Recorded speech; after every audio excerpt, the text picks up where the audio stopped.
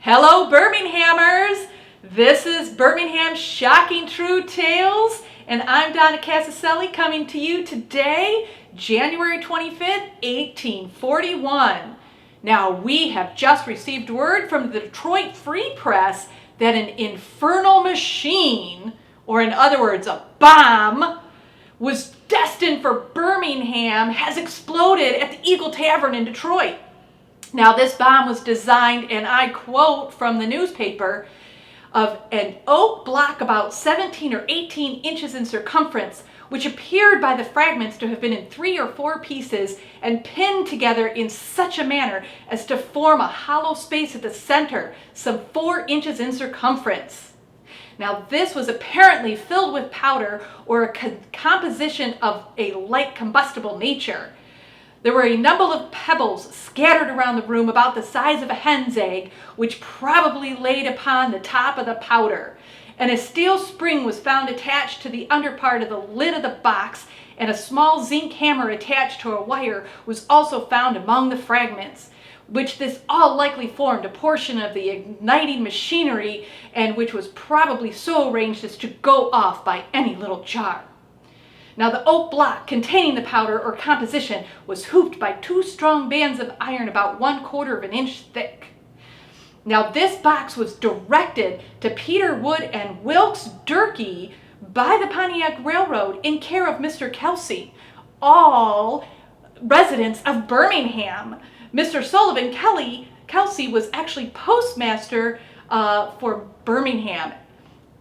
Now, according to the Detroit Free Press, there are many conjectures as to what the object was intended to accomplish.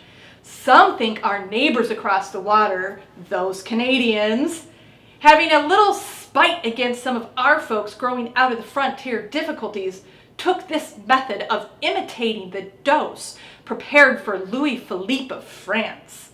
Others, of course, think it was intended for Dr. Lawson, the landlord of the Eagle Tavern. Others still think maybe it was intended to blow up the Pontiac rail cars. And yet still others are of the opinion that the dose was prepared for the men to whom the box was directed. We do not know at this time. Now, as to the damage to the Eagle Tavern, the partitions enclosing in the baggage room were blown out and shattered to pieces, and the windows of the bar room were blown out, and the bar and house generally were much injured. Poor Dr. Larson did not fare much better. He suffered great injuries when he removed the box to get a buffalo skin. His clothes were on fire and all torn to pieces when he received assistance. The most surprising thing of all is that it did not instantly kill poor Dr. Larson, who was actually in the room and standing close by the box at the time of its explosion. For, quote, one of his hands appears to be blown to bits, and the hair on his head is completely burnt off. The brass candlestick with which he held was jammed into a heap, and the crown of his hat was blown right into the ceiling. Now, leads at this time are scarce, but perhaps some mechanic who did the work may identify the articles, because that hoop and hammer were made for this express purpose. So if you have any information, contact the Detroit Police. This is Donna Casaselli coming to you from the Birmingham Museum.